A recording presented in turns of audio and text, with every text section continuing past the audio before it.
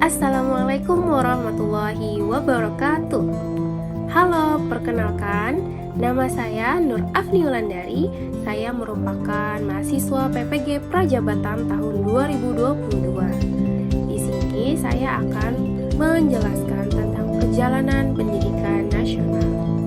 Perjalanan pendidikan nasional dimulai dari masa penjajah yang dilakukan oleh kolonial Belanda, kemudian masa kebangkitan yang dipelopori oleh Ki Hajar Dewantara, dan yang terakhir adalah masa sekarang yang dipelopori oleh Menteri Pendidikan, Kebudayaan, Riset dan Teknologi Republik Indonesia, Bapak Nadiem Makarim. Kemudian, pendidikan masa penjajahan. Pendidikan diselenggarakan dengan tujuan tertentu. Penjajah Belanda dalam perjalanan sejarahnya menunjukkan bagaimana ia menerapkan kebijakan pendidikan yang diskriminatif dan menghalangi pertumbuhan pendidikan lokal masyarakat. Pada waktu itu, pendidikan hanya diharuskan untuk warga Eropa. Namun, secara berangsur-angsur didirikan sekolah-sekolah kabupaten oleh para bupati, tetapi hanya untuk mendidik calon-calon pegawai. Kepada pihak rakyat hanyalah diberi pengajaran membaca, menulis, dan berhitung. Akan tetapi hanya seperlunya saja dan melulu untuk mendidik orang-orang pembantu dalam beberapa usahanya. Jadi semata-mata guna memperbesar keuntungan perusahaan-perusahaan penjajah itu sendiri. Pada zaman pendidikan kolonial juga bersifat intelektualis, individualis, dan materialis, yang mana ini berbeda dengan karakter bangsa Indonesia itu sendiri. Ki Hajar Dewantara berusaha untuk menggantikan sistem pendidikan kolonial dengan sistem pendidikan yang berdasarkan kultur bangsa Indonesia dengan mengutamakan kepentingan rakyat.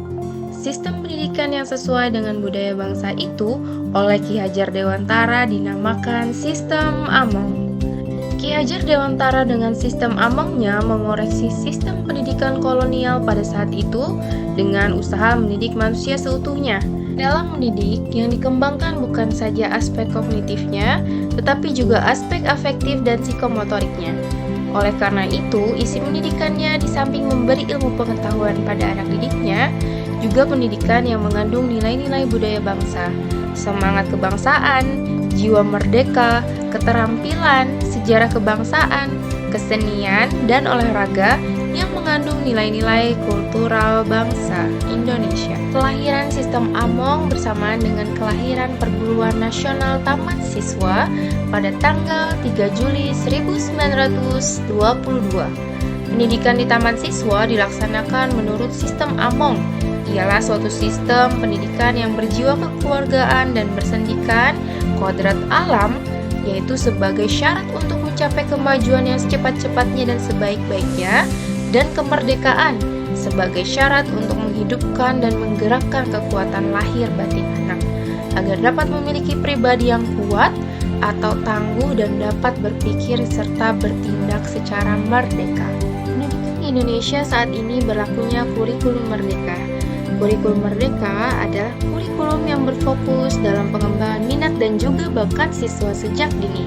Kurikulum tersebut lebih menitik beratkan pada materi esensial seperti kompetensi peserta didik dan juga pengembangan karakter.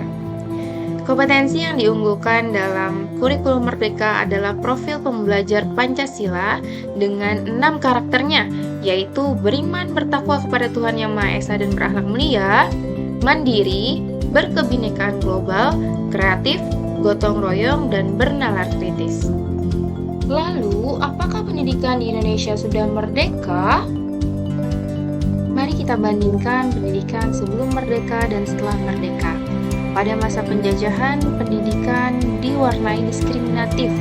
Pendidikan hanya untuk orang-orang tertentu dan bangsa tertentu.